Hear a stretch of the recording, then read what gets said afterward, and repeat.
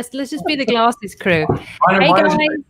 Ones, so really... Hey guys, I hope you're well. You are on the Talkwoods. It's me, your host, Nat Rich, and this evening I am joined by Bill Ranshaw, who's back with me. This is your 4th show. Yes, it is. Growing and growing and growing. Very excited. And then we've got Adam, which is your 2nd show. Yes. We did one about anxiety a while ago, didn't we? If I remember rightly. And then we have a brand new person in the corner, which I'm sure Angie's going to be back for more than just one. So Angie's a new friend of mine from LinkedIn. I was stalking her a little while last year and seeing her amazing videos. And I was like, this lady knows what she's talking about. So I reached out. So you're one of the very few that slips through my tiny slice of social media in the world. So yeah, everything else I ignore, but you made it. So today's show is about rejection, and we must have all felt that at some point in our lives. So we're going to have an awkward conversation around that.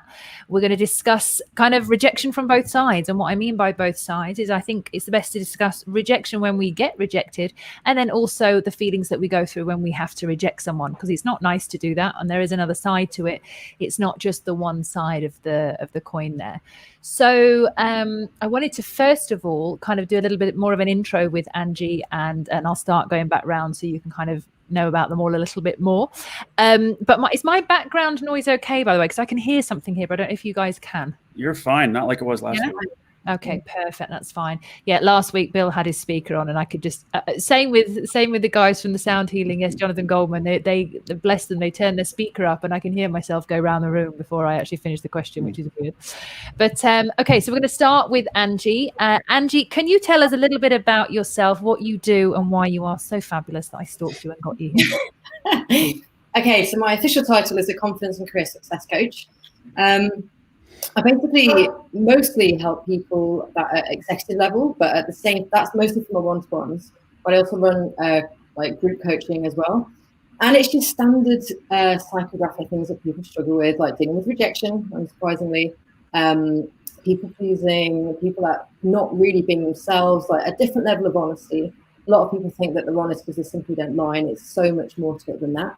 So just helping people just be much more understanding themselves, understanding their own triggers, but also being able to operate in a much more authentic way.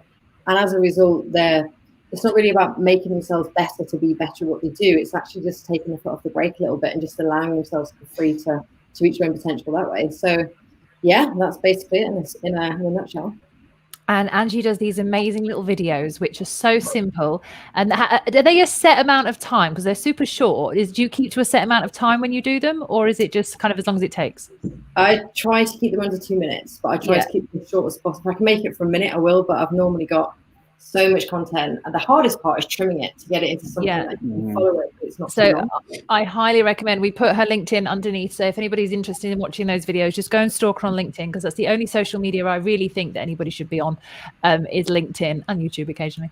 But it's just really short, impactful videos that just make a lot of sense. And I also read the comments of the people that you get, making comments, and you do have an impact, and it's a short, quick impact, which is sometimes people don't want to talk about their feelings, but if they recognize themselves in your videos, they're like, oh, that's me, because you give a really good example of like, this is what you may have been doing, and this is what you may want to do in the future. And it's just a really nice, quick way of kind of a self-development, but without the blame, as it were. So I really appreciate your efforts there and your work. So highly recommended. So we will jump over to Adam. Adam, I've mentioned your show with the Great Connection Festival on most of my shows already, but I'd like you to introduce yourself, because you say it better than I do, and tell people who you are and what you do and all about your festival, please. Okay, well, thank you. Yeah, my name's Adam. I am the founder of Polite Club and the Great Connection Festival. And Polite Club is a brand of clothing. It's a little bit more than that, but on the surface, it's a brand of clothing to inspire and enable people to talk about how they feel. And so this word on my shirt sums it up, which is vulnerable. So it's about rebelling through your vulnerability.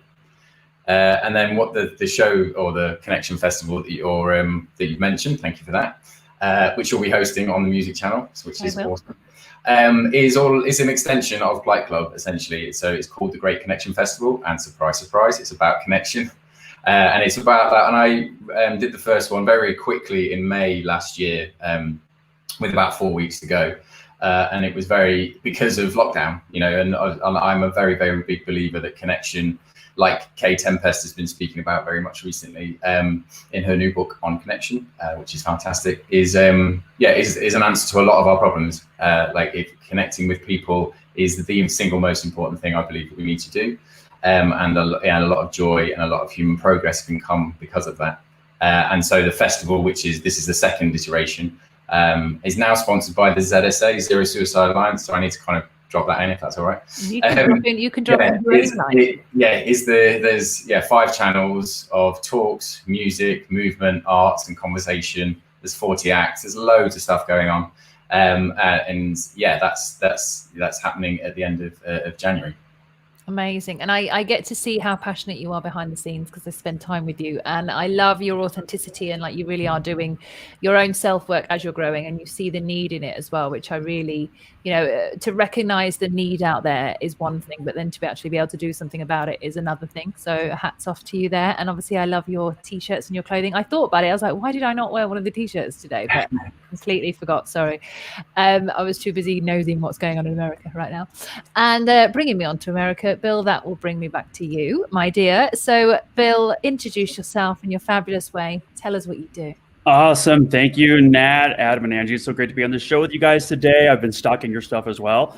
I am a lack of better, or I guess just typical type words. I'm a personal development coach and accountability coach. And I really do focus on helping people find their own spiritual awakening and focusing on porn addiction recovery. And all of this, I have since done a lot of formal training around it, but in the beginning it was all around my own experiences and fighting through and getting through it. And so when you develop this topic around rejection, man, did that speak to me. That was probably the first 30 years of my life and the fears around that. So I am so excited to kind of dive in around the psychology of it.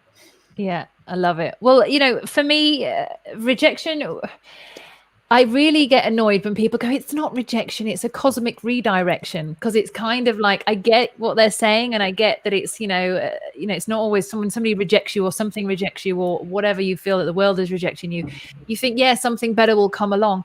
But there's a large amount of processing that needs to go through with rejection, and a large amount of reflection and a real kind of ownership of the situation, so you can move through the rejection rather than just moving past it and hoping that it never happens again. There's a real depth of work that I feel that a lot of people can miss at the moment, and they feel it, but they just kind of move it away and brush it away with thinking that something better is going to come on, which it is. But it's a good opportunity that when you have these feelings of rejection, they're the rawest, I think, that most people could feel. We really do feel it. It triggers things from when we're younger, and it really can make us feel like we're not loved and we're not wanted in some way, when sometimes that isn't necessarily true. So I'm going to kind of ask you all kind of like just an honest reflection of a time when you felt rejection in your life. I'd like to just make it very clear that rejection, we're not just talking about when a partner doesn't want you. We're talking about family, we're talking about friends, we're talking about life or jobs or any part of life that deals with rejection. But some people at home might be thinking of just about relationships. This is going to cover everything, really. So I think I'll start with Adam, if you wouldn't mind. If you can think of a time when you really felt rejection, whether it's recently or whether it's in the past, but probably the most significant one that you can talk about if you feel up to it. Yeah, I've got two. Jump to mind, if you don't mind. The first one, which is the most recent, which was 5 years ago, actually. It sounds like a long time ago, but it was very significant, in fact. And it was the article that I wrote called The Hangover. Yeah. So which stands for a relationship hangover, which I didn't realize that I'd been in for 5 years. So till 2020, I was in a hangover for 5 years, essentially. And I got my heart broken quite dramatically. So I was rejected, and I didn't give myself time to process that. And I met somebody else, and it was all bumpy, and it didn't quite work. And then I got my heart broken again, and various different things. And I, let's say, broke a few hearts in the same way, accidentally. But what I realized, and through going through my own, my own self-development, that because of that, not allowing myself to process it, I just wasn't emotionally ready to meet somebody else. Like I hadn't given myself enough time. So until I recognized that pattern, like which took it from my subconscious to my conscious, then I could do something about it. Hence that article. So that's my most recent time. But then the one that was very, very significant, which isn't about relationships, it was to do with friends, but this is again through therapy and self-development, is that when I was about 14 or so, all of my friends rejected me at the same time. Like they just dropped, and that emotional trauma has until the last couple of years been affecting me, and I didn't know. Like it's, I had no idea what it was, how it was, or there until very recently. And so it's just these emotional traumas can be very seemingly insignificant. At the time, it felt very significant because I was very abandoned. But then after that point, it's just kids messing around. But it really, really affected me. Yeah. And how long was it like completely reject you and done, or was it they were kind of playing around and you kind of ended up becoming friends with them again, or did you have to mold a new friendship group at that age? I did start a new friendship group at that age, and also that they slowly came back over time. But it was mainly because one person took umbrage to me, and then she was turned everyone against me, and it was just kids being kids. But and then I had to deal with that, and as a 14-year-old or 15, I had no idea what was going on. Mainly, I didn't even know who to talk to, or what to talk to about it. But it still obviously really hurt. If it happened now, I could obviously verbalize what was going on for me, but literally I had no idea. No, well, thank you for sharing that. I really appreciate it. And I'm sure people are going to reflect and they know those feelings as well. Angie, let's jump to you, if you wouldn't mind. You're currently on mute. I don't know if I've put you on mute. There you go. You've taken yourself off. Amazing. No, just to cut out any background noise, just in case. Whenever I felt rejected, I think for me, the times that I find rejection comes up with how other people respond, and any time that I've been affected by it, is almost when it's in a situation where there's a particular narrative that other people expect you to adhere to. And the moment you show an opposing opinion against that, it really can trigger people in this way that it's unbelievable sometimes. So an example of that, and it's probably a bit of a hot topic because we just had a big thing going on in America, which I'm not going to go into now, obviously, but politics can do that. So even forget America and go back to the UK. I remember when in a few people I was hanging out with at the time, there was a big thing of, is it going to go to Tories or is it going to go to Labour or whatever? And looking into the manifestos, as a self-employed individual, I knew which one I'd be better off with. And at the time, my priority was to keep my house and my dog and everything that I cared for. So, but I didn't actually vote for either of those two in the end. But either way, when people found out that I didn't vote for the same party as them, I was absolutely shocked at how people could react to that. And it caused sometimes a rift. And even to the extent of I don't even want to talk about it. I've got an opinion, you've got an opinion. Why don't we talk about all these other things in the world that there's talk about? But because it was incredible how triggering it was for those people, just because I didn't agree with the same narrative that they agreed with. And it caused friction on a few times because they kept bringing it back up. And I was like, let's just not talk about it. But unless it was almost like the unspoken rule was, unless you're going to agree with me, I don't want to know you anymore.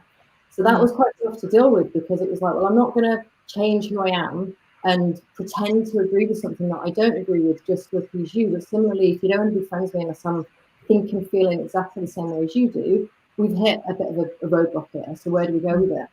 And in situations like that, when the narrative is very pressing for somebody, I personally believe people show the true colours of okay, we can either step around this and we just agree to disagree, or it becomes this massive thing. And that's when you start realising how much of a long-term future you've got with them, because if the only friends you have in life are going to be with people that think and feel about the same stuff as you all the time, that's not realistic. So it's okay to have a difference of opinion, but if that makes somebody very triggered and want to be not around you or whatever, or frustrate them or make them angry, then that's a completely different ballgame. So that was my experience when it comes to something where you have a slightly different narrative to what theirs is as well. Mm-hmm. And this is a really interesting part because it's not a significant moment. It's a repetitive event, as it were, because this can happen any day around any subject at any time is the difference of opinion. And there's a really key point I want to kind of come back into as well. We'll jump on to Bill, but I'm just going to make a note of that because you've triggered me into something else. But Bill, can you give us, before I dive into it, can you give us an example of your rejection or, a time that's the little dogs twiddling around in the background? Yeah, they are. So they they might be a little bit loud right now. Normally No, they're I wasn't sure if it was yours or Andy's dog. I'm not sure. Angie's dog. So mine is definitely running around. First of all, Adam and Angie both hit it on the head. I think on this type of rejection. And Angie, you spoke, political party most recently here in the States. That's a huge thing right now, where a lot of people actually have real fear around rejection of being part of a certain political party.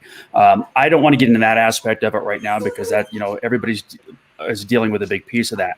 I will say specifically rejection. And I had an instance as recent as just last week, and this is on the work front. Because of the work that I've been doing over the last year, I had a substance and behavior addiction facility here in Denver reach out to me and wanting to see if I'd be interested in a community outreach position with the company. It wasn't something I was particularly looking for, but as I looked into it, I'm like, this is fantastic. And over about 3 weeks, I got extremely excited. Like, this would be a great opportunity to kind of expand on what I'm doing. And I went through a 2-interview process with them. And after the second interview, after I had become extremely involved emotionally with this position, they came back and rejected me. And they said, we're going to go a different direction. And so it's kind of the steal away, like, a little bit of that, why was I rejected? But I really think over the years, I've seen that rejection is how you handle direction is a direct correlation to your self-esteem. Maybe self-confidence. There's probably a difference between two of those if you want to dissect them. But understanding what rejection is and how you can learn from it and what's going on. And I want to make sure, are the pups being too loud, whining around here? Now they are. I think they want to join in. Have you been rejecting them this week? Is there yeah, I guess so. There must be somebody outside. I don't know. But you take the opportunity. I went back through and I sent them a follow-up email of, I would regret if I did not ask to have a possible reconsideration for at least the third interview. And after that, if I were to have the third interview, if you still decide that I'm not a right fit, then I'll, gladly, wish you and maybe help you find a right candidate. And I apologize. These guys back here, this is real live radio. They are, they want to be on I Am Sound. I don't blame them. It's fine. So I went through that and realized I did everything that I could in that aspect. Part of you wants to go back, which I've done in the past on interviews, is, ask, like, what did I do wrong, or why did you reject me, or those type of things. But after having gone through the interview process and realizing I was completely authentic in who I was and who I wanted to be, why I wanted the position, that I don't know what they would have told me unless it was just a complete blindside. So that wasn't as important. And realizing, after 50 years, everything happens exactly the way it has to happen, as long as you're authentic and put yourself into it fully. Mm-hmm. And so I took that as an opportunity to say, this just wasn't what was meant to be. I appreciate the opportunity to go through it, and just, is it a learning experience? However you want to, relabel it, but not let it tear you up. I think you give yourself about 4 minutes to maybe have a little bit of that lull, but then realize, how can I catapult this into something different? No, that's true. Good point. And it's good that you're interested in going back into that scenario, because most people would be like, oh my God, they rejected me, see you later. But you were like, let me open up that wound and sit right in there, which is quite a skill to do. Yeah. And my past has always kind of been business development and sales. And then my entire youth was just rejection after rejection after rejection of, females. And then later in life, rejection of, closing deals, clients not wanting to work with you, and so many things. But kind of building that skill set around how you deal with rejection ultimately helps build, character and self-confidence and self-esteem. Yeah, no, you're spot on. So while I'm talking, if you wouldn't mind putting your mute on, just in case the dogs go nuts again. Not because I need to be heard all the time, but no, just in case. There you go. Thank you very much. So I've got two little stories of rejection. One is literally happened to me 3 days ago. And I'm living in Yorkshire at the moment at my parents' house, and I haven't seen a lot of my school friends from quite a lot of time. So when I go for a walk, or they pop up here or there, I'm not on social media, I don't see them. But I still have love for them all, and I still want to talk to them if I see them. And the other day, one of my really close friends when I was younger literally lived at the other end of the street, and we're walking, me and my dad went for a walk. And as we're walking down the street, I saw one of them with her partner, and I was like, oh my God, it's her. I have not seen her for ages. And as I was walking towards her, I'm like, oh, this is going to be great. I've not seen her for ages. I wonder how she is. I saw her partner look at me and be like, whisper something to her. Then I saw her put her head down and like stroke this dog and completely stay stroking the dog in a really awkward position until I'd walked past. And there was nothing. There was no hi. There was no how are you. I haven't seen her for probably 2 or 3 years. And the last time I did, there were, I think she did my waxing or something. There was nothing out of the ordinary. It was just, it was what it was. So for me, there's no recollection in my mind of why she wouldn't possibly be wanting to talk to me. And it really hurt. And I'm walking down with my dad just being like, what did I do? And he's like, I don't know. And, we didn't really know what to say. And he's like, don't worry, you've moved on, different things. And my dad's very positive, just likes to kind of make sure everything is positive, doesn't really like to dwell in anything. But I do, it's not that I love to, but I like to think. And I'm thinking, did I do anything? What did I do? And then what I noticed was the following day when I went on the same route, when I got back to the same patch of where I got rejected the day before, I felt the rejection as I was walking up to that lamppost and as I walked past it and carried on. The memory, the imprint of the event had happened, and it was just a lamppost that I was walking past, but my body was triggered as I'm walking up to the lamppost, and I'm like, oh, this feels crap. And I was on my own the second time, and I was just like, oh shit. And it felt awful because I've got no way of knowing. And there's a part of me as well in the past, if that's ever anything's happened like that, I've actually walked up to people and gone, is everything all right? Like, what's the situation? Which makes people feel quite awkward. But this just wasn't the moment. I was with my dad. They were stroking the dog of someone else. And I just thought, there's nothing I can do about it. So that was quite an unknown why, which I think is part of the rejection. When we don't know why, we also go into a different space, which we're going to work on in a minute. But another time I got rejected was actually in a relationship scenario. I mean, that's happened quite a few times. Even if you don't believe it, it's happened to me many a time. And I was told that, this guy loved me, thought I was amazing, wasn't ready for a relationship. So I'm like, okay, no worries. It might just not be the right time. Off I go, do my thing. So I go to Ibiza. And he goes off to do his thing. And then all of a sudden I hear that he's going out with this girl, and he lets me know that he's going out with a girl, and he hopes that I'm happy for him. But I'm like, oh, I was heartbroken. But the thing is, I think I was more heartbroken is because she was, and I think I said this on a show the other day, she was the exact opposite of me. And what I mean by that is every time I date a guy, after I date them, they go out with a shorter girl who's got brown hair, which I am never going to be shorter. I'm never going to have brown hair. My comparison thing comes up where I'm like, what's wrong with me? But it's something I can't even achieve to be. I can't even remotely become a short person with brown hair.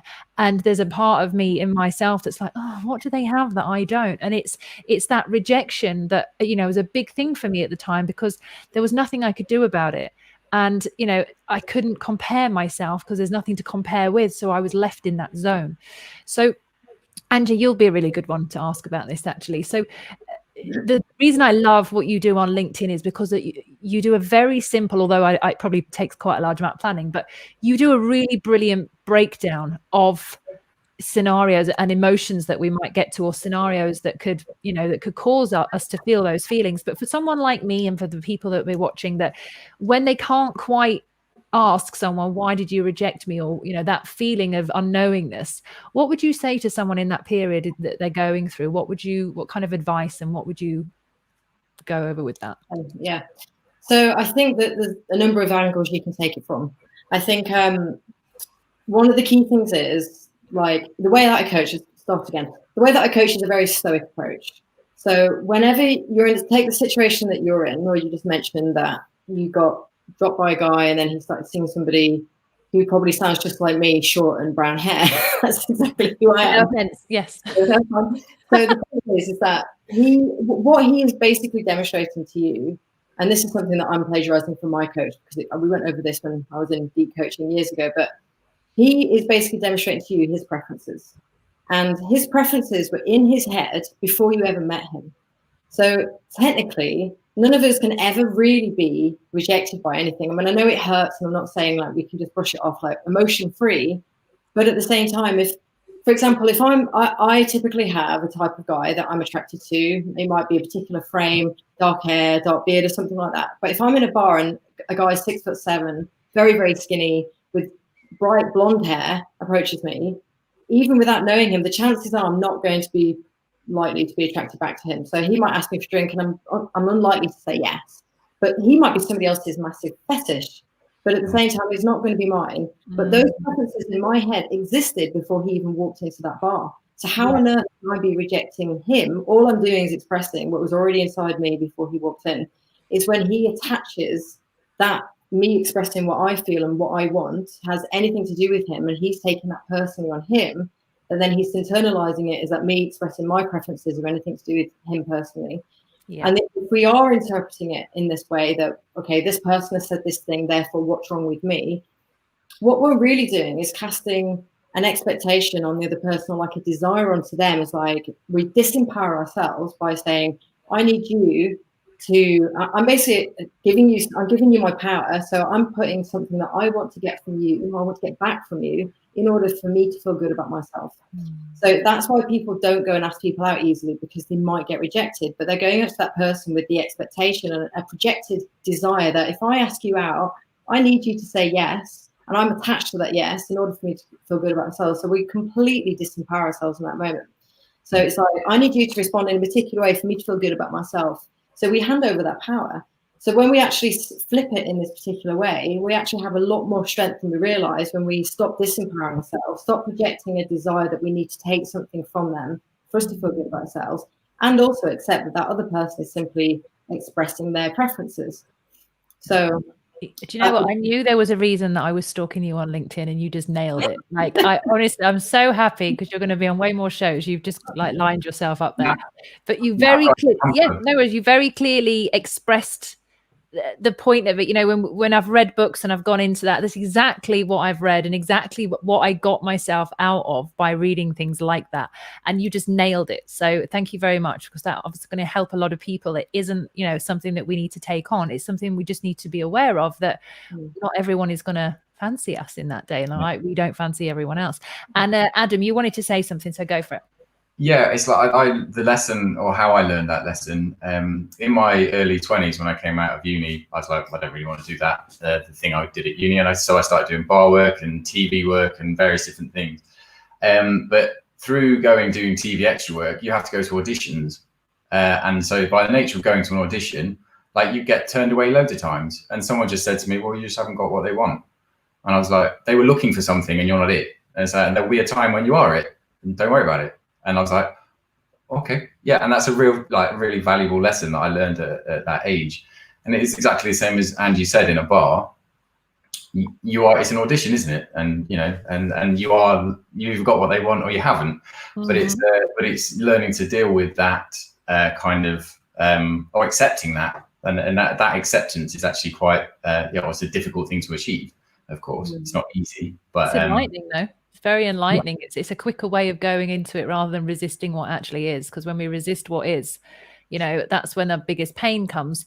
But you've just, like, both of you explaining very simply there, it's to adopt the reality of the situation and not to jump into the imagination of what we want it to be and what we hoped it was going to be and what we desire it to be and what we need it to be for the validation. And I sat in that rejection for so long. And it was just so hard, but it wasn't actually a rejection. And I was just like, oh, this is just an opportunity for me to learn to love myself. Okay, new challenge. But it took a long time to come into that. But so, Bill, you are on mute, but if you want to bring yourself off mute, you deal quite a lot with men, especially in a kind of a porn-related area.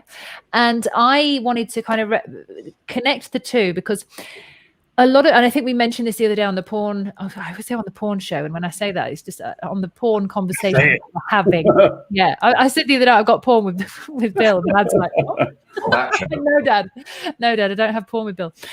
So basically, a lot of guys, this is a preference thing. So I'm loving that you brought this up, Angie.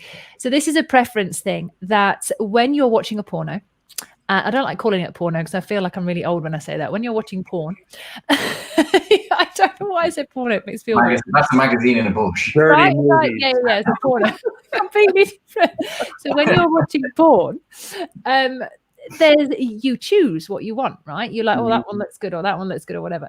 So in real life, we can't just click on something. I mean, we can go onto Tinder, but it's not going to be that healthy. But in real life, when you meet someone in a bar, pretended that there was no lockdown, when you meet someone and you're like, oh my God, I really like that person, you, as a man, you've got to pluck up a bit of that courage. You've got to either have a drink, and most guys do have a drink, they go over and they make the move. But lately, what's happening is there's a false kind of attraction for women based on what people have been watching on porn. And there's like this fantasy woman that they've got in their heads that they would like to approach. And, you know, if they see this person and they've had, you know, ultimate amount of wanks up until that time, where they've got all this energy and this power, and then they've seen a real life version of what they've been seeing online, and then they're like, oh, this is my one. There's even more expectation of wanting to go over and get this woman in this way. And this is where it comes like in the other way. Like, women have got to say yes. You know, they've got to go, oh yeah, I like you too. And that might not happen. But for a guy, from a guy's perspective, from that kind of porn perspective as well, I'd like you to kind of go into what a guy has to go through in order to get there, because some aren't very confident, and the ones that are really confident, that think they're going to get the women, they don't seem to mind when a woman says no. They kind of just try harder. So they're like, oh, I'll have another drink and I'll try again in 5 minutes, or maybe she'll say yes, and maybe if I just play it a little bit more, and maybe I'll get a number. And they kind of like, women aren't like that, or I'm certainly not. I don't know if you are, Angie. We're not. But men seem to have this thing where they don't really care about the rejection. They just carry on. I mean, that's a great point. There's a lot of things that go into that, and it does come back to, you know, self-esteem and self-empowerment and those type of things. Where if you are a man who is confident, have, you know, high self-esteem, you can ask multiple times, because now you're just kind of becoming a scientist in the situation. You're just trying to figure out. You're not taking anything personally, but as Angie said, you know, you're just not the right person, or Adam said, you know, I'm just not the right, you know, person for this character. So you're wanting to figure out what is the right person, so maybe you can become that, where there might be a little bit of inauthenticity to that. But I can back up to where, you know, rejection, how it played in my life, and what so many people do to kind of mask or overcome that. When I was young, I was fearful of rejection. I was a skinny, shy, you know, introverted kid. And as I grew older, you know, every time I would approach a woman that I would maybe want to date, it was just immediate rejection. And so in order to mask that, I turned it into a life of maybe just indifference towards women. And again, I would set up a scenario to where if I approached them, and this is when online came out, online dating, online sites. And so I attempted multiple different ways of finding, you know, whether through websites or you know, AOL chat rooms or whatever it was, approaching women, you know, in a way that you might be able to hook up with them. So I turned it into a life of sex addiction, of hookups. And I would approach women in a very non-threatening way, but trying to go down the path of doing a hookup. And it was a way of masking rejection, to the point where if they turned me down, it's because they were turning down my advancement towards some sort of a hookup. I wasn't opening myself up to the vulnerability of truly being rejected for me and who I am. Oh, and that happens a lot and it comes back to Adam's t-shirt, as vulnerability, is we mask and we hide those areas in order to, you know, hide that fear of being rejection. One thing that shows up in, you know, working with men with sex addictions or porn addictions, and women, I don't want to, you know, specifically just say men, but a lot of men have difficulties orgasming with women. And a lot of that has to do with the porn. But when you strip all of that away, the one thing that I found is you can get right up to that moment of wanting to orgasm, but you don't. And men are like, I don't know why this is, and I'm frustrated. But when you dive a little bit deeper into the psyche, is that orgasm or ejaculation it's almost like the very last bit of vulnerability. If you've been vulnerable in every aspect, you can still hide behind that piece of, you know, if I don't ejaculate or orgasm, she might reject me later because of that. But if you do orgasm, now you've completely, you know, pun intended, been exposed. And if they still don't like you, now you have no basis for them to do that. So you open yourself up to that rejection. So there's many ways in which we mask. I don't know if that answered your question directly, but I see that that's how it manifests itself. Yeah, it does. Because there was a guy that I was dating, and it was a thing where, you know, and he'd explained to me very clearly, and he said, I don't care who knows, it's a thing that I've got. Like, I find it really difficult to come with women. And he was just like, I don't know why. I'm just not really that interested. And I'm just like, I found it fascinating. And then we kind of got into the bedroom and he had no problems at all. And he was just like really freaked out and pulled away from me. And it was because there was the vulnerability and I was like talking to, so it was more intimate than it was, like rampant. And he'd not been into that space before with the intimacy first. And he was like finding himself coming too soon. And it was just like a complete switch for him and he shut down. And I was just like, and I wanted to connect, but it was really difficult because I'd never experienced that before in a guy that was so verbally honest about his situation as well, which I find really refreshing. I think for a lot of guys, they wouldn't dare go into those vulnerable conversations, and they would help. A lot of guys don't really know how to communicate their feelings, and us girls are there going, oh, why doesn't he just talk to me about his emotions? And it's like, if girls didn't go crazy when they do share their emotions, but if they did, there would be like a kind of attraction there where a lot more could get done. But so I'm going to jump to Adam. Adam, we've had conversations about, you writing articles before, and you've written articles about your feelings and you've expressed them very clearly, and you write in an amazing way. And I love what you write, and you're very honest and understanding about your feelings. And there's a part of your vulnerability that you share so easily. I mean, when you talk with me, it's fine. Do you share your vulnerability like me and you chat, and like what you write with when you meet a girl? So when you meet a new girl, are you as vulnerable as you are when we talk, or is that something because there's a date or because there's a connection that you're like, you hold it back a little bit? Now I do. Like, I don't think I did. I think I've learned, the last 2-3 years for me have been an incredible journey, and I've learned a lot about myself in that way. But I think that what I realized, like, I'm very good at adapting to the scenario that I'm in, and I can say the right word. Like, this sounds egotistical, but it's not meant in this way. But I can say the right words in order to what a person wants to hear, to an extent. And I think a lot of people can do that. And I realized that that's actually a pattern of was a pattern of behavior, perhaps, that I was kind of shape shifting into what a person wanted me to be. And it's like, great, you might end up having a nice time for a period, but it's like, well, that might not be exactly who I am. So it's actually kind of self-defeating. It's like, it's far better just to be upfront and not, obviously people fall in love at different rates, like going all guns blazing, like first date, let's get married kind of thing is a bit extreme, but like, but it's like, you need to kind of, be you. And the quicker you can be you, the better, arguably. So someone said to me about their dating profile, as example, they were saying that, and I'm not on dating apps for a reason which I can explain and stuff, but the point they were making was, make your dating profile as specific as possible and as honest as possible about you. You might not get as many dates, but the ones you're going to get are probably they'd be more impactful. Like, and most people go on there's an ego trip going on the dating things. It's like match. It's like dopamine. It's like, great. But if you're actually there to look for someone and realistically and to find someone, it's about the quality, not quantity, isn't it? Of course. Yeah. So I don't know. If that answers your question, it's like, I am open and honest now. But I also know that it's important to kind of temper things and engage the situation, because you have to be open at some point, and when it's the right opportunity to do it. Yeah. Angie, can you take yourself off mute, please? Hello, welcome back to the conversation. So from a lady's perspective, yes, and from your previous experience of dating, I don't know if you've got a partner right now. I haven't asked that question before. But no. So when you have in your past, how have you rejected someone? Like, let's say if somebody's trying it on with you, how do you feel when you have to say no thanks, like moving on? Obviously you're very well trained in what you do, and obviously for work you're very meticulous about this, but on a personal level, how do you deliver your rejections, and how does that really make you feel? It's just transparent honesty. Like, if there's something about the person that is the opposite to me, generally what I find breaks people up is values. So it can, there are some people out there that are quite fickle.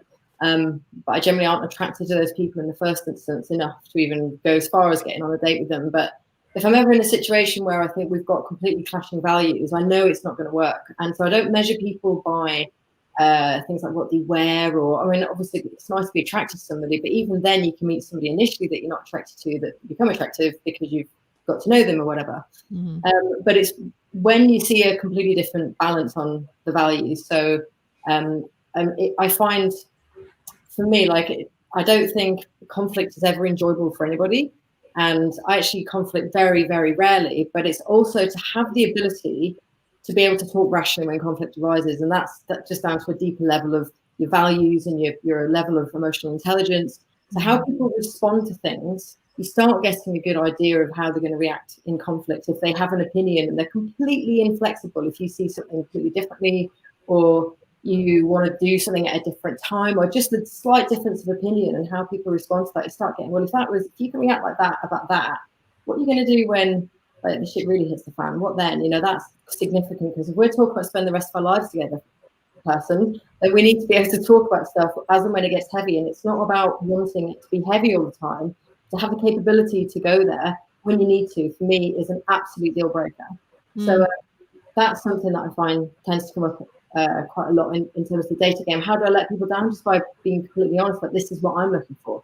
It doesn't mean that I'm telling the other person that they're wrong or they're bad, because probably I've got the upper hand advantage a little bit in how I deliver a message.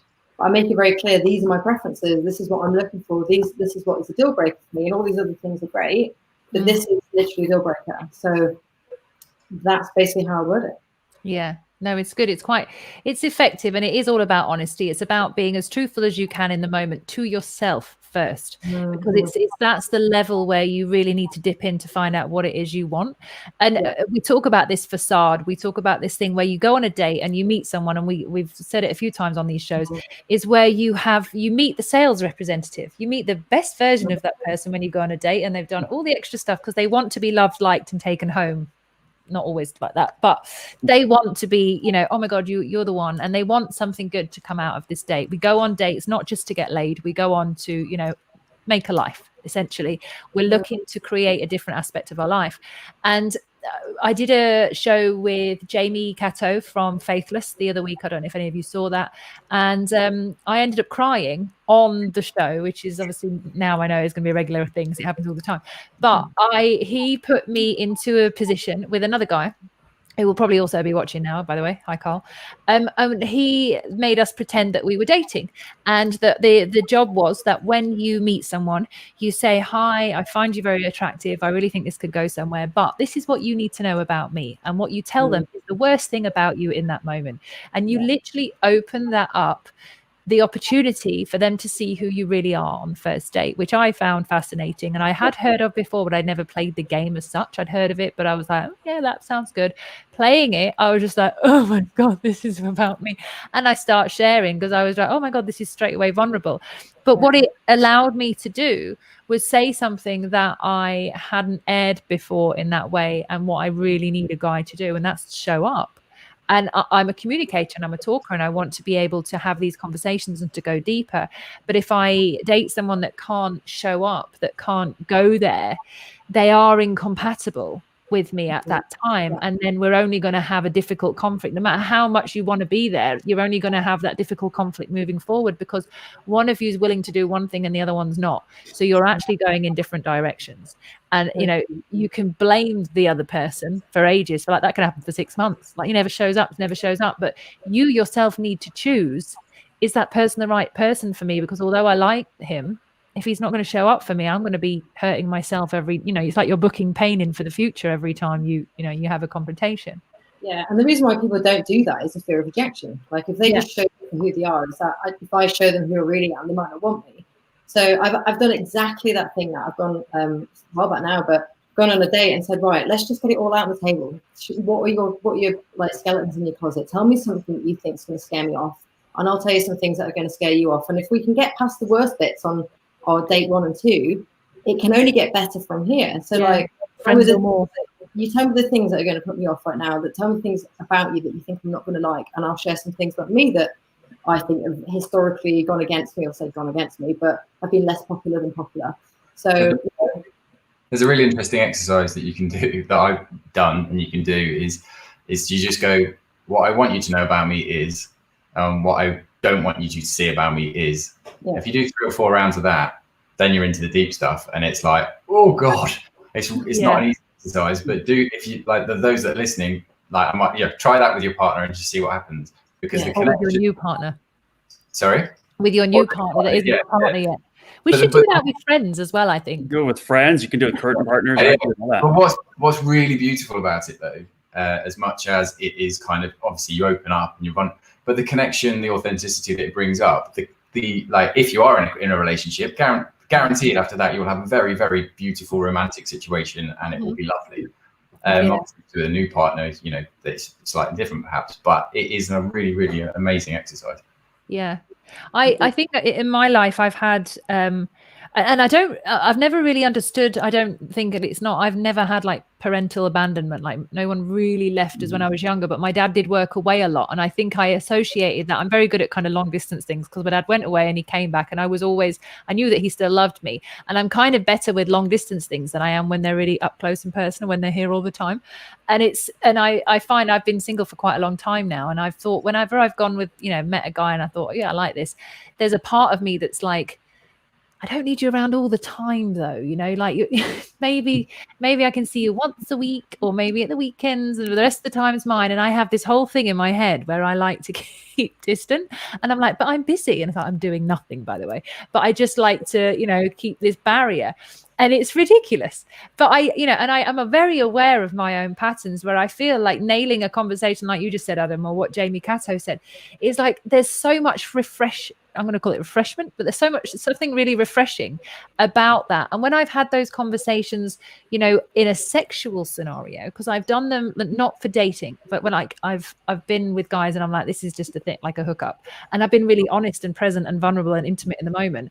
But that's because I know that that's all I want. And then I leave and then they're like, oh, but I really like you. And I'm like, oh, I'm not really down for that. So I think I've used that intimacy skill in the wrong place. I've used it in the sleeping arrangement as opposed to the actual relationship thing. And I guess that's because of my own vulnerabilities of not wanting to go deeper and being quite, awkward again, hosting the Talkwards. And I'm going to wrap myself up in an awkward conversation with a guy in the future. And he's going to be like, don't you host the Talkwards? And I'll be like, as well. You what, sorry? Let's add on to that just a little bit as well. Because it's in terms of what you said there and like the fear of going deep and getting vulnerable and everything else. Earlier, you also said something very similar to when we are rejected, it's easy to kind of think, well, what's wrong with me? Or why didn't you want me or whatever? I actually had a friend recently who had a few dates and then this person didn't want to see them again. So my friend was like, well, do I go ask them? Like, do I say like, why? Like, what's wrong with what can we do different? I was like, look, let's put it into really basic terms here. If you went to that person now and they said, why do you not want to see me again? And they said, because you eat too many jelly beans. They said, okay, so now I know I've got to eat less jelly beans. So then the next person you go is you eat less jelly beans. They go, do you know what? I don't want to be with you because you don't eat enough jelly beans. Yeah. So I'm using this analogy with jelly beans. So that is totally true. You can't, this whole adaptation to be the person that everybody's so different. We don't meet everybody's criteria. Everybody has different preferences. And that leads to people pleasing. It leads to not being authentic. It leads to shutting down our own people because we're scared of rejection. So it's this goes straight back to what we said at the beginning again. It's like this adaptation is all coming from the fear of rejection, but actually it's never about what did I do wrong or why didn't you want me? So it's the same as when we're trying to avoid the intimacy because we're not actually being real. You're not being vulnerable. You can't be. So and then it just gets shown out in different areas as well. I mean, intimacy as well as just general connection with people. Yeah. There's a thing that, which I don't think is a bad thing, but I've come accustomed to it now. Over the last, let's say 12 months of my, and this isn't a therapy session for my dating, it's just all relevant, I swear. Like for the let's not say for the last 12 months, because that would be a lie, because that would mean I've been on dates in lockdown and I haven't. But before that, when I'd met guys, I've had the comments of like, you really know what you want, don't you? Like you're very truthful and, I do talk about absolutely everything. And that can also scare guys because I'm willing to be there, present, correct. And hey, what's your feelings today? That makes people run that aren't necessarily ready and available to share in that way as well. So even when they've like said, no, this isn't the right thing for me now, I've had to learn that it's not necessarily because there's anything wrong with me as such. It's because I'm ready to go a little bit deeper than what they might be ready for. But it doesn't mean I'm ultimately broken and, you know, no one's going to want me. It means I want to go on a different level of a journey. And that also, it can feel like rejection because you want to go on that journey and the other person's like, yeah, not for me. So there's that kind of deflatedness that I think there's a lot of people, I guess, in this, I'm going to say in the spiritual world, in the sense of a conscious relationship perspective. There's a lot of people out there that are now not wanting just to hook up or just a normal relationship, like a Netflix and chill kind of relationship, which just everyone's in now anyway for lockdown. But if you want like a conscious relationship, actually that's, you're saying to someone, hi, I want you to own all of your shit and be truthful and show up and never really leave me. Can you do that for me? Before you've even dated them, really, what you're asking. So when you say conscious relationship, that's quite an intimidating thing for people. Yeah, and you want to put your hand up, go for it. So on that point, like I think it's to quote Chris Payne, like conscious relationships are muddy as fuck. Like that's like, and it's, but if you're going into that scenario, it's like, if you are conscious enough, you'll know that it's going to be that. Like if you're a person going, I want all of this from you, then that's not conscious, is it? Like it's it's kind of, you know that you're going to have to, like I want a relationship and where you've got the connection where I want to know everything about the person and all the vulnerabilities do it in time, of course. But it's a difficult journey. It's a muddy journey. Even if you think you are or you are conscious in doing that, when you're revealing yourself in that way, it's still the mechanism within our bodies that happens, the vulnerability and trusting our body to catch it and doing all those things. There's a rejection point there where we need to learn to get over, and that's what I wrote this circle down, which is the vulnerability catch circle. Okay. So it's just a V and a C. It's like, it's an idea that I had for, this is what the clothing's based on, but I'm not trying to plug it, but it fits. You can plug what you want. But the vulnerability catch thing is like, if my body has an emotional reaction, right? And there's an emotion behind, like an energy in motion. There's something underneath that generally that is causing, whether it's fear, shame, guilt, whatever. But then that happens and it feels weird, like it's an uncomfortable feeling. And then my brain's off to the races.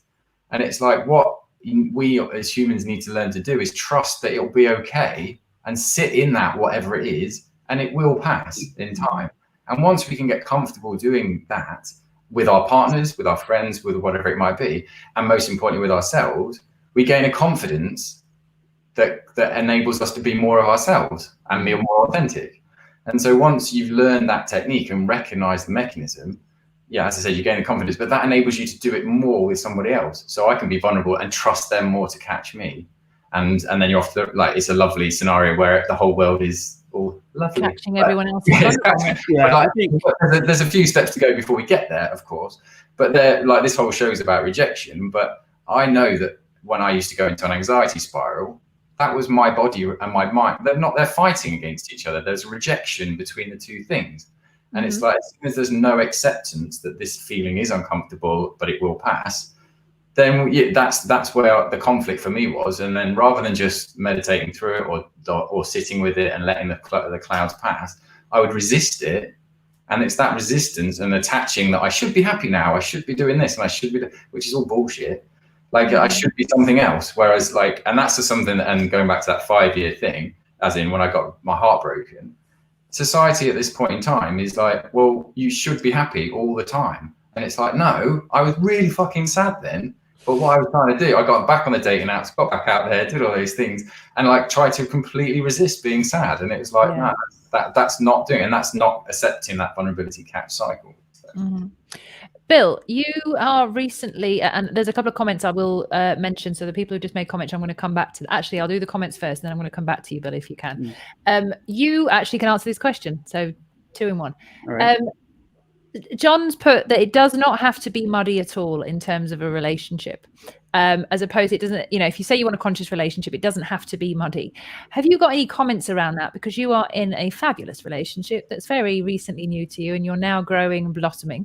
And we're all sat here single. I think the rest of us are all single. We're all in the single corner. We might learn something from this comment and this guy. So Bill, educate us, please. Absolutely. I mean, we need to turn the show in another 2 hours. But by the way, I can go as long as you want on the show. I'm so no time. I am in a new relationship. I was engaged last March. I'm 49 years old, the first time in my life I've ever been engaged. And she's a beautiful, young ex-model, yet entrepreneur, intelligent, just beautiful, gorgeous, everything. And she's also 18 years younger than I am. And so, you know, when you talk about rejection, there's a lot of things. You know, a lot of people come in thinking either, you know, she's just looking for a sugar daddy or something like that. You know, the joke's on them. She makes more money than I do, believe it or not. But it really comes down, which everybody's touched upon, is the vulnerability. And where Adam just talked about that is working towards seeing vulnerability really is a true strength and not a victimhood. And when you can stand in vulnerability as strength, then you can start to empower yourself, which Angie alluded to earlier, where it's really all about empowerment. As us as coaches, our goal is to hopefully empower our clients and empower the people around us. And how do you do that? You look at a scenario. There's things that happen in life that just happen to us. That's the thing that's real. Something happens. Somebody rejects you. From that nanosecond after that, everything is made up in our brain, and it's all based around the ego. And unfortunately, as Angie said earlier, you know, the default is what's wrong with me? I did this. I did, you know, I'm a screw up, everything in the world. And, you know, I coach, you know, my guys to take a scenario of what happened to you and how can you retrain those triggers that immediately go down the negative road into an empowering trigger. So step away from the I and the ego aspect of it and say, okay, what happened? How can I turn this into a moment where I can be completely empowered in the situation? What can I learn from it? What can I grow from it? How can I respond? How can I see the other side of the person? Because 9 times out of 10, the rejection might not have anything to do with you. It could be so much around the other person and what's going on in their life. Maybe they don't feel worthy of you. There's so many aspects of it that you can make things mean. But the real beauty is once you're conscious about intentions and meaning, we now, instead of inherently reactively making negative meanings out of anything that happens, we can consciously be deliberate and put empowering meanings to those things that happen to us in life. And training your brain, it's like golf. It sounds really easy, but you have to go and train and find those scenarios. And in those moments of strength and vulnerability is find people in your life that you can trust and start opening yourself up in that space of vulnerability in an area that you feel safe, that you know you can be rewarded. That's how my life changed, is I was rewarded by my deep vulnerability with a group of 30 friends. It could have gone down a bad road if I wasn't prepared and completely locked up, but I was rewarded by it, of my connection with them, the way they saw me. They came to me advice. They felt like they knew me more. And so I was rewarded by vulnerability. And start building your core outward of strength and vulnerability. Okay. Can I just add about my point about the muddy bit? Because there's an attachment to muddy and negative. Muddy isn't, I wasn't referring to negative. I just meant it's an adventure. It's like going across a muddy patch where it's like there'll be ups, there'll be downs, and you will be pushed, you will be pushed to your limits because being vulnerable isn't an easy thing to do. And you get to the edge of your comfort zone, and at the edge of your comfort zone, it's like you're vibrating really quickly and it's an uncomfortable feeling. That's what I meant by muddy. And all of those, muddy to me that's a brilliant, that's the type of restaurant relationship that I want. But I do love going Someone's got a lockdown thing going on in the restaurants right now. Have you not been to muddy restaurants? There's such a fashion right now. But We have. But exactly that. So it's just the muddy. I meant muddy in that I want a relationship which has got a bit of grip, which has got a bit of someone pushing me pushing them, and that's a positive thing I was referring to. I don't think that's a negative. Yeah. Until then, we can do that. We can have a muddy friendship, Adam. We'll keep pushing each other, which we do. We always challenge and grow, which I love. And it's, this is the thing that I really value is when you've got a really good friend that you can play that role with and have that game with, because you can teach each other to communicate in a healthy way that helps you when you get into a relationship as well, which is really ideal. So, Angie, I'm going to chuck a question. I had something written here that I wanted, that something came up. Jamie's game covered that. A difference of opinion you mentioned at the beginning, because I'm going to name you as an expert in communication because I've seen your whiteboards on LinkedIn, and you very easily break down these conversations of what people could be having and what I'm not going to say, what they are having, and then what they could be having, and it's a very it's sometimes the things that you write on the board are slight differences in this tiny little difference in the language as the approach, which is sometimes all it takes. You don't have to become a linguist and learn etymology of all the words and just to be able to come better at language. It's just sometimes a slightly different perspective, and it's less assumptive and more co-creative, should we say. If someone was coming to kind of discuss a rejection and they were having to deliver why they were rejecting someone, why they were saying no to someone, could you give us a kind of a little example of maybe, you can make it up in your head because you're really good at this, but like an example of how someone could let someone else down effectively in a little communication way that helps them rather than hinders them? If I put you on the spot, just tell me to say no. You can quite put me on the spot. It depends. It really would depend on what it is. But as long as they're being honest in an authentic way. So the way that I coach honesty, excuse me, the way that I coach honesty is different from what the society tends to assume honesty is. So a lot of people would say, I'm being honest because I will tell them that they are being an idiot, or I'll tell them that they are rude, or I'll tell them that they shouldn't have done that, or whatever, and they think that's honest. Whereas I would consider that judgmental. There's different. I have like a spectrum of honesty that I share, but it goes from right from the extreme dishonesty, which is lying, and then up to different levels of honesty, whatever. I'm not going to break it all down now, so it's too big. But if you're going to say to somebody, you are this, then what you're really saying is, I interpret that behavior as this. That's your interpretation. That's the honest thing. That's the only thing you can ever be rawly honest about, is how you interpret it, how you feel about it. So when people say, you made me angry, that's not actually honest. But the honest thing is that behavior I interpret as upsetting or rude, and now I feel upset. So that's the truth. So when somebody delivers like a letdown to somebody, if you just want to not go into any detail, you can say something as simple as, this isn't the chemistry that I'm looking for. So that doesn't say you're a bad person. It doesn't say you're this or you're that. It's not offensive. It really is about, I'm looking for something different, and this isn't what I'm looking for, but I've had a lovely time, but this isn't the chemistry that I'm looking for. Or if it was something great and you wanted to be specific, you can be specific and say, it's important to me that I'm with somebody that, if, for example, a lady or man, whatever, has 3 children, and the person that they're dating doesn't care for children. Like, I'll put it in my one, like, I've got a dog, and if I'm going to date with somebody, they're going to have to like dogs, because we come for a 2 for the price of 1. I'll date you. What dog you got? Rottweiler. He's amazing. But obviously, some people I don't like dogs. I'm like, well, I'm not ever going to get rid of my dog. So I wouldn't say you're an asshole because you don't like dogs. I would simply say, for me, it's a deal breaker, because we come as a 2, and if he isn't going to be welcomed into our life, then I have to move on that way. So you can only ever communicate it from how you interpret it, what it is that you want, and what it is that you decide from there onwards, as opposed to being a point of blame about the other person, because that's where conflict is most likely to be triggered. So it's unfair to blame the other person, that they came in with their preferences as well, in the same way you did. So what you do is express your own.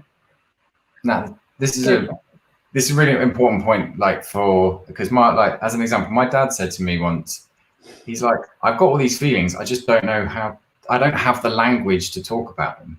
And so partly the thing about enabling people to talk. So one way that I learn myself is like through, obviously it's non-violent communication, things like that, is if you're talking about how you feel or having a discussion around that, talk about with I feel this. Don't say you are a dick. So I mean, if you say that, then that's immediately confrontation. That's my favorite sentence. If you say you are something, whatever it is, you're as Angie said, it's like that. There's an element of judgment with that. But if you say I feel this, then it's all about yourself. However, that's a double-edged sword as well, because anything beginning with any sentence beginning with I is a definition, and definitions by their very nature are limiting. So be careful with definitions in that way, but that is the way to express yourself, is to say, because you're expressing from your point of view, who I am. Yeah. There's a real kind of interest around communication and effective communication. There's actually a book, and I've forgotten what it's called, and it's on my shelf, and I actually went on 2 of their courses, and it's called Arts. This is not the book, but this is called I'm trying to remember what it's called now. Anyway, art is authentic relationship training. And I was amazed. It was profound what I learned on that weekend. So I went on to a second weekend as well. And it's just the approach on the communication. And it really did help me and understand my role, because I have been really direct in my life. And I do deliver information with a sledgehammer sometimes, because it's just what I've always done. And I have to tame that and grow and change and and evolve, and I can't be blamed for everything, but I do need to take ownership for everything as well at the same time. And there's a real like, oh God, I've been doing everything wrong.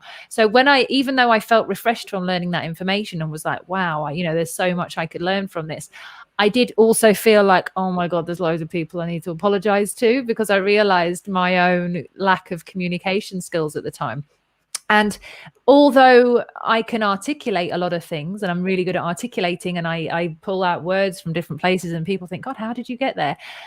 I'm so much sometimes in my head from communicating, and sometimes I forget to bring it back into the body. And when I deliver it to people, it can sound quite blunt. And there's also this like constant practice that we need to kind of deliver. But at the same time, there's an essence, there's almost too far, so being too conscious, so constant correct, as I call them, CCs. So there's a lot of CCs out there where they're constantly correcting their every action and every move and every action you do, and they're trying to control and manipulate their reality to become perfect.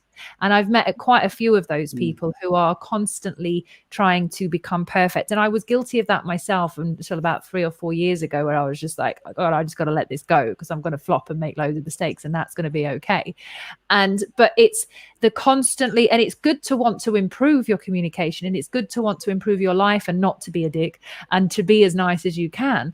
But there's this extreme place of perfectionism, which is getting in the way of a lot of real, genuine conversations. Adam, you look like you want to say something. Right. You so well. Go for it. You touched on something that's really important, because it links to like cancel culture and things like that. It's like, first and foremost, we are humans, like the top thing, and the nature of being human is imperfection. That's like, we all fuck up at times, we all make mistakes, and that by the nature of that, it's forgiveness as well. And that's really, really important, not only to forgive yourself, but obviously to forgive other people. And going back to Angie's point right at the beginning, where she talked about the politics and defining yourself in one way, and then it's like, the people that are achieving perfection or trying to achieve perfection, there's a lot of, I am this, I am not that. And it's like, it's a them and us. And as soon as you're in a them and us situation, that's not a good place for the humans to be. We don't want to be there. Like, and so trying to, and that's the thing of like, if going back to my point, I wasn't trying to be perfect when I was talking, if I was on a date and I was, saying the right thing at the right time or whatever, it might be like that, because I mess up all the time. But my day job is an innovation consultant, and I train people in that and how to gain confidence to change direction and do various different things. And the very nature of doing that, of trying new things, you're going to fail. You're going to fall over, and it's important that you do. And most importantly, on the other side, it's important that people that people will forgive you and forgive that scenario. Because if you don't, otherwise you don't have the confidence to do it yourself, and then you don't know who you are or where you are, and you're all over the place. And this perfection that you're trying to achieve is never going to be, you're never going to achieve it. And so then that opens up a whole bag of worms of other mental health issues. So it's like, so it's all about learning to a sense of who you are and how you are, but also accepting that you have got no fucking idea what you're doing, really, because we're going through life. The future is completely unset, and we don't know what's going to happen. Very true. So there's one thing I wanted to mention about which I think is really good, because there's all 4 of us in this kind of position as well, is that I had a conversation a while ago with someone around when the coach dates the coach, or when the mentor dates the mentor. And it was such a fascinating conversation, because there's this level of confidence that you get when you coach, or when you're a mentor, or when you have your practice, as it were. and you become confident. And for a good 8 hours of your day, you are seen as the expert or the person that is, you know, the go-to. And somebody pays you to be in that role, in that position. And that affirms that you know what you know, and you're quite often right. And they're listening for tidbits of wisdom that you're chucking out.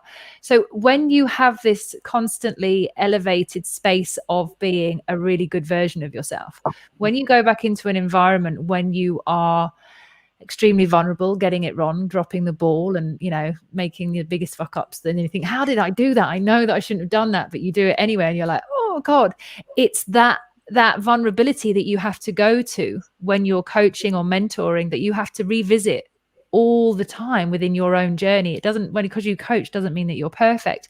But there's this thing when you start dating someone else, if they're not a coach, you can go into this space where you end up, you know, being seen as their life coach, and they'll want to get all this information from you while you're dating them, and they'll end up becoming their kind of agony aunt, which is a really unhealthy relationship dynamic.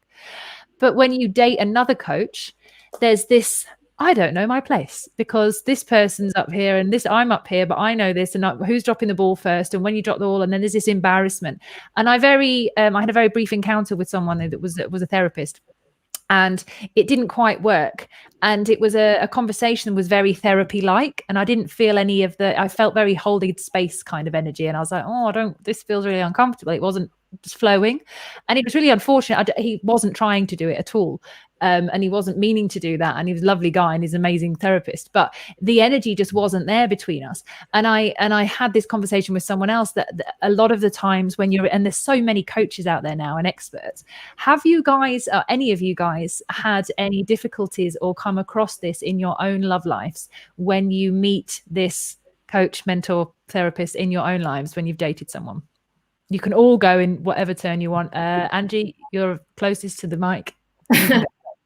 I've only ever had one date with a coach, so it was an experiment for me. And I say experiment, like I went in open-minded, but I was actually optimistic before we met because of his. I don't know to disclose who he is. I'm obviously not going to say his name, but the area that he coached in would suggest that he was going to be awesome on this date. Let's just say that. So I was like, cool, like being my expectations, because I don't actually go into any date. I don't go out dating. I'm not like serial dater or anything, but as and when I go to a date, I generally drop my coaching hat. It goes on the shelf and that's it. And I'm just going to turn up as Angie. And I don't go in with the view that I know more than you because I'm a coach, because there's loads of different coaches, there's loads of different people, and even people that don't have any background that I do, they'll teach me loads of stuff that they know about. So I don't go in with like I'm here, you're there. But I do believe that when you go in, you have to have the foundations of good values and good things, like good intentions of getting to know the other person. So I ask a lot of questions. I don't really say a lot about myself unless I'm asked. And I'm probably projecting here a little bit, but I'm hoping to see that from the other person, because they're the people that I'm generally warm to. That's somebody that is genuinely wanting to get to know me in the same way that I'm genuinely wanting to get to know them. Mm-hmm. And then if you're both singing off the hymn sheet, the conversation just flows, because you're asking questions, they're asking questions, you're having a nice little chat about stuff, you're going into vulnerable areas, whatever. But anyway, long story short, I sat on this date and he probably spent 95% of the time just relentlessly talking about himself. And I was just, I can't believe it. Mm-hmm. Like, and it wasn't even that, so he'd say something and I'd say, so, you know, what happened then? Or like, I'd ask probing questions and I'd get these long answers. And then I think, right, I've asked about a million questions now, it's your turn. So I'd just sit there like that, waiting for eventually get a question. And I'd give him probably like a couple of minutes answer. Then he'd start with, you know what, I had that happen to me as well. And then it'd go back onto him again. I was like, oh my God, like this is somebody that it was quite a bit scary, because this guy goes out and teaches people to coach other people to be authentic in these dating situations. So yeah, it's when what is it when they say you come down off of your pedestal that you have them up on? And then, yeah, you have this idea of yes. So I was partly responsible for that, because I went in with probably that expectation.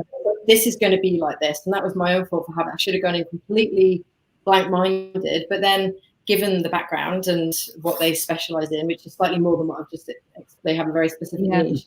I was like, okay, this is going to be very cool. Like, this is somebody that really has their shit together. So we've got high emotional intelligence.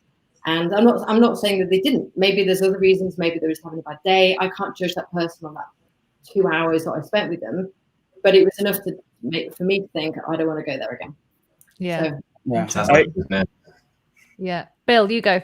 Yeah. I mean, a couple scenarios that I've learned through this process, because when I first started out coaching, I wanted to coach everybody, and everybody got pissed off. It's like, get out of my business.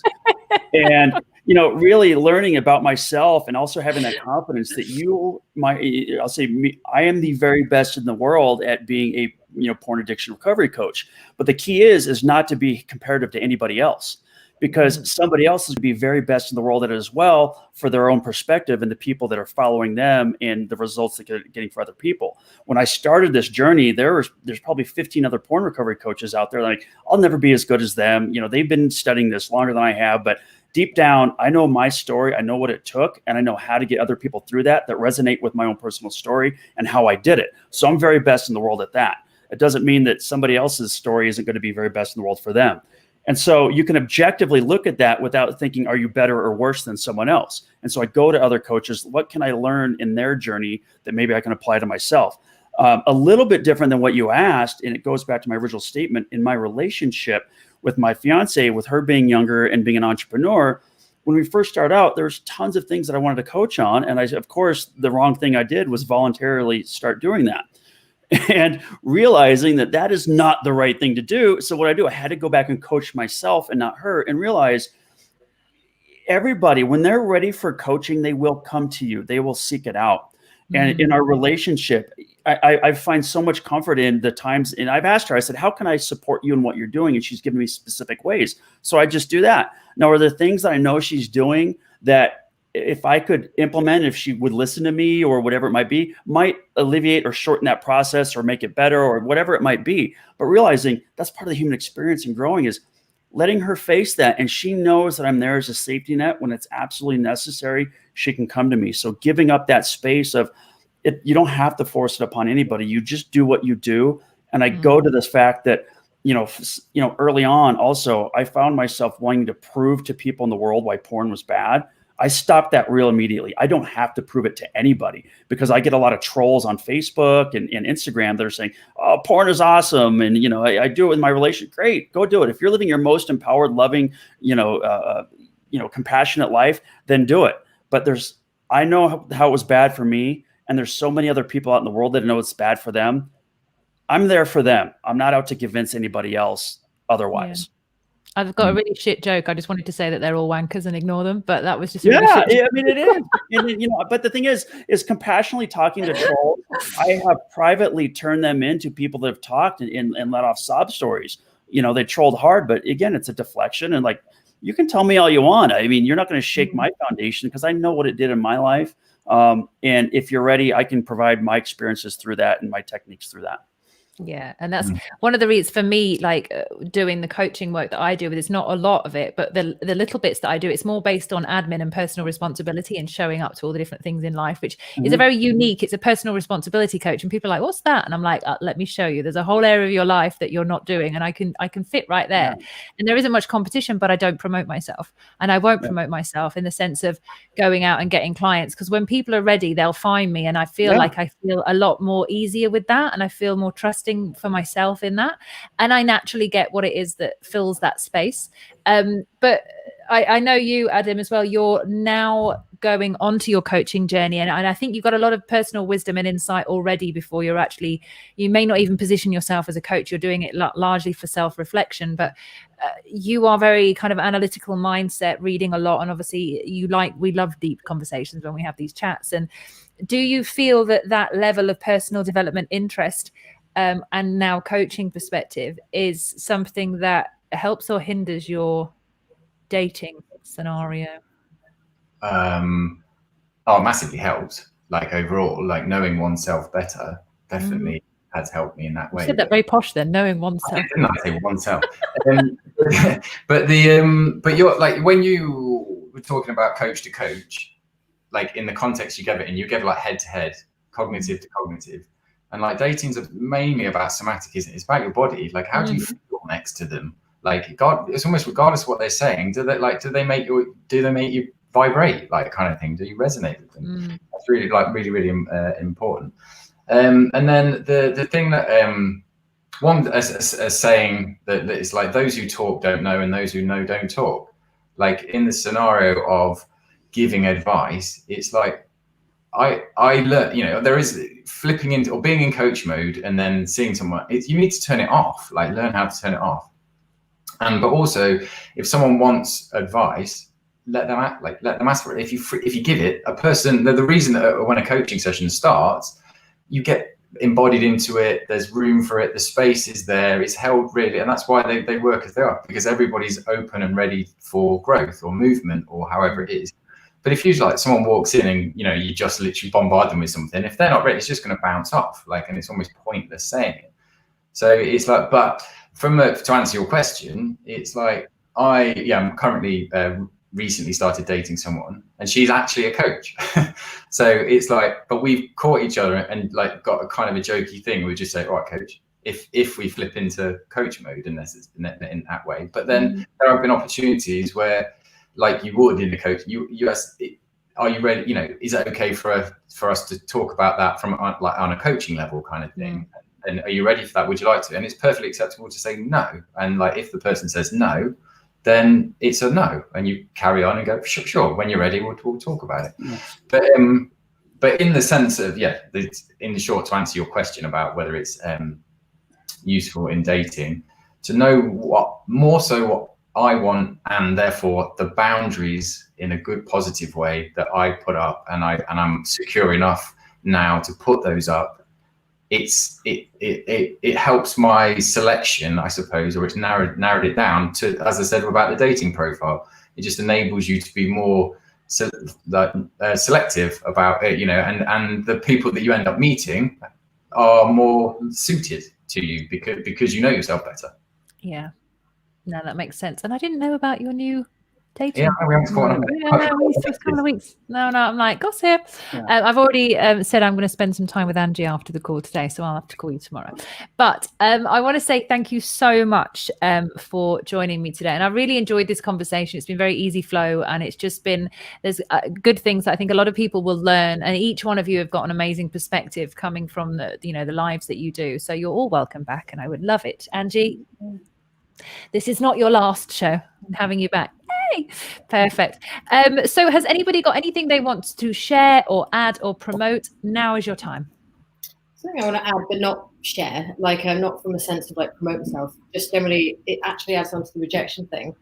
And I think it's quite significant actually. And I don't think we've specifically covered this, but just from the sense that often we choose not to do something because of the fear of rejection. So we might not apply for a job. We've spoken a lot today around dating and the relationship world, but this leads into like our careers, the friendships that we choose, staying in the wrong friendship groups for us, like staying in friendships where we feel obligated rather than people that we genuinely enjoy spending our time with. So we hang out with people that are, like lower our vibe or whatever.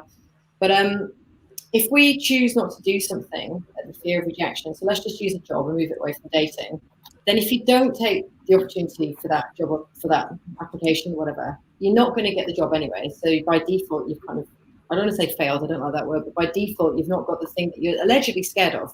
Because if you go for it and you get rejected, you're not going to get it. And that's allegedly what you're scared of. So by not applying for it, you're not going to get it anyway. So it's not actually really the thing about not having it that actually is the issue, because you're basically choosing to have a behavior that will guarantee the thing that you're saying you're scared of. So the significance is the association you have with the rejection of not doing it. That's different. So we're not actually being necessarily completely honest with ourselves when we say, well, I don't apply for that job in case I don't get it. Well, you're not going to get it if you don't apply for it. So it's not really about not having the job. So that's not strictly honest with ourselves. So to reach a deeper level within ourselves and a deeper level with honesty and a deeper level with consciousness and being aware, we have to start being honest with the things that we say, because they're not actually strictly honest in that moment. The thing that we're really scared of, I'm scared of rejection. That's the truth, as opposed to I'm scared of not getting the job, because you're moving it, you're shifting your mind onto something that's actually not accurate in that moment to what you're really scared of. And I just wanted to drop that in because we do it all the time. It's like I'm scared of not getting this, or I'm scared he might reject me, or she might reject me, or I'm scared of not getting the job, or I'm scared of how they'll react. It's nothing to do with that. Like, it's actually the fear of rejection. It's why we're not assertive when we could be. It's why we're not holding boundaries when we could be. Because in order to hold a boundary, you have to speak out about something that you want, that is obviously precious to you, somebody who's reached that boundary, it's the fear of being rejected by that person when you hold your own boundaries. So then we start lowering our own boundaries, basically. So as a result, the message that the brain gets is what they want to feel is more important than what I want to feel. And we position ourselves here, and then we wonder why we have lower confidence and find it harder to battle against things like rejection. So that's why it can work on a downward spiral. So at least recognizing these patterns that we do enables us to start stepping out of them and catching ourselves when we're in them. It's not about being perfect, but just to be aware of these behaviors is a massive stepping stone to our own deeper self-development. Yeah, I love that. Yeah, that's amazing. I want to piggyback on that. That's a fantastic point. That again, this phrase in the States is you miss 100% of the shots you don't take. And but to that point, in reality, there are no real fears. The real fears that we have are things that are imminent in death. If we're put in a room with grizzly bears, there's a real fear that we're going to die, because it's very possible. But everything else is all just made up in our head, the fears that we have. And if you can go back and look at your life of any of the emotional fears that you've had around rejection, you've gotten through all of them with flying colors, and most of them you've forgotten. You can go back and realize, oh God, it felt horrible in that moment, but it was just temporary and made up. And so if you can start changing your mindset around that, if I fear rejection, as Angie said, because of X, Y, Z, start changing these to, I welcome failure. I welcome rejection, because here's how I've grown in the past from it. And start, opening yourself up to that again, that it's a stance of strength and vulnerability, and kind of changing your mindset around it. It's powerful. It's like last night, yesterday's show was meant to be about gym addictions, and I'd recorded, and I knew I couldn't get the guests for it, unfortunately, and I'd recorded another one with Jonathan Goldman and his wife Andy. So I thought, right, what I'm going to do is I'm just going to premiere that show that I've pre-recorded at 7:00, and YouTube wouldn't allow me to put it, and it wouldn't go at 7:00. So I was like, oh, it's really annoying. So I had this space where I was just like, what do I do with nice things? Because people are expecting me to be online, because I promised I'd be there at 7. And I thought, you know what? I'm just going to jump online and do something different in this space. Whereas usually I'd be like, shut the laptop down, avoid it, and just wait until that video processes. I had this space where I'm like, I've just got to show up, because I promised everyone I'm going to show up at 7. So I'm a bit screwed here. So I just showed up and I did something different, which was a tiny little mini meditation. And I was just, but no one was watching me at the time until like halfway through. But while I'm sat here with a 0, with no one watching me, and I was just like, oh my God, I'm doing a meditation to no one. This is like, and it felt so weird. And I'm like, oh, I fucking hate this. But then I thought, you know what? And then one person popped up, and then 2 people popped up. And then I think there was like 4 people in total. But it's when they say, if you can help one person, that's really important. So I kind of, when I came off, I went and got in the bath, and then Adam, you messaged me and you were like, Nat, I know I heard you say on there, like, you didn't dare do this because you weren't sure about it. And like, your voice was amazing. And I'm really glad that you did it, because it was just exactly what I needed. And I helped that one person because I sat in, it was you. And I helped that one person sit in that space with me. And I didn't even know who it was until the time afterwards, but it was terrifying for 6 minutes. Like literally 6 minutes, awful, because I'm like, no one's here and I'm just doing this on my own. But I had to just take a risk and jump into that. So, even in that space where you feel like you're rejected, something good can come out of it if you apply yourself and you're willing to go there. And it was tricky. And today you're here. So it all worked out very well. But I wanted to say thank you so much for all of you for joining me. You're fabulous. Yeah, do you know what you keep doing? I'm going to get you a talking stick. I need to get you a talking stick that you can wave. It's fine. What were you going to say?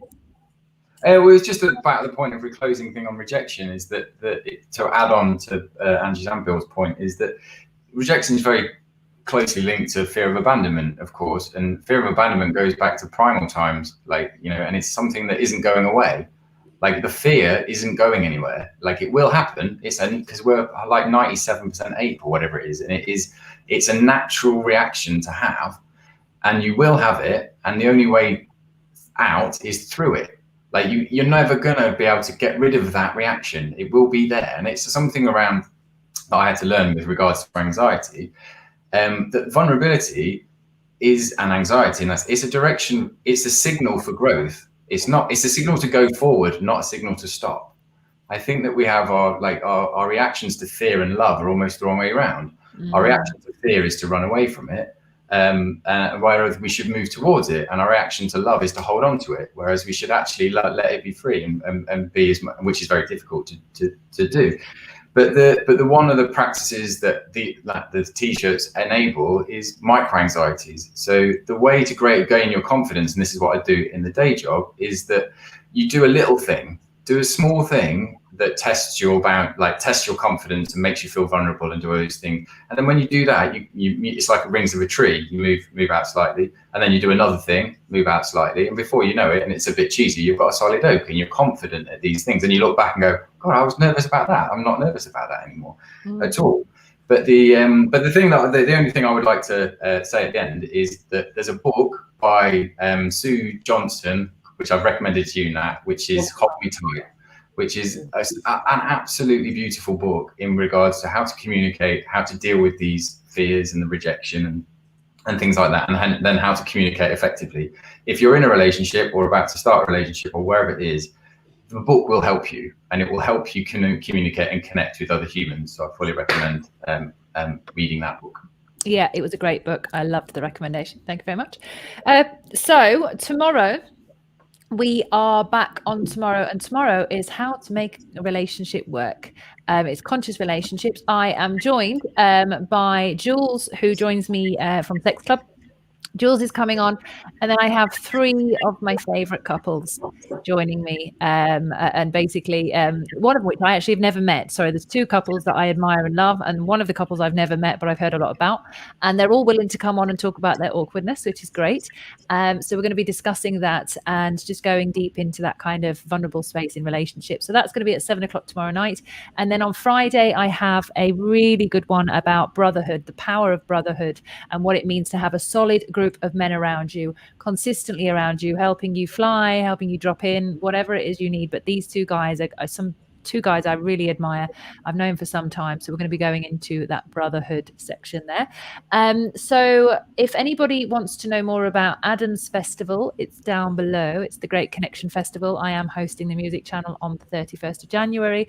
Adam is doing a fabulous job, and I think it's amazing. If you want to reach out to Angie and talk about any of these whiteboards that she's been doing that I've been chatting about, and all of the wisdom that she's got there, reach out on LinkedIn. I think I also put your website under there, if I remember rightly. And if you want to talk about porn and anything else and the man stuff in the top corner there, you got Bill Ranshaw, who tried to make is it your bedroom that you're in? Made it look more I am sound. No, it's my living room. Your living room. There you go. Living room. Yeah, we got the chocolate colors in here. Yeah, that you're making your lights in there. I really appreciate it, guys. I am doing whatever I can to be online at 7 o'clock every night. And if you guys, are, like I said, are going toe-to-toe with Boris, I'm not going to stop until lockdown ends. And I'm going to be here as often as I can. So if anybody's got any other subjects they want to discuss, please reach out and let me know. You can go to our website or you can make comments here. Happy to have conversations about anything, as you know, and I will find my very best guests to pull on and be in the awkwardness with me. But I think, and if you haven't already, subscribe, please, because I'm trying to grow my subscribers.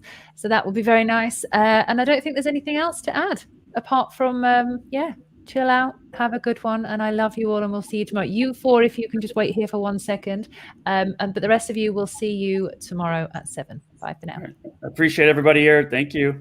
Guys, thank you. Thank you.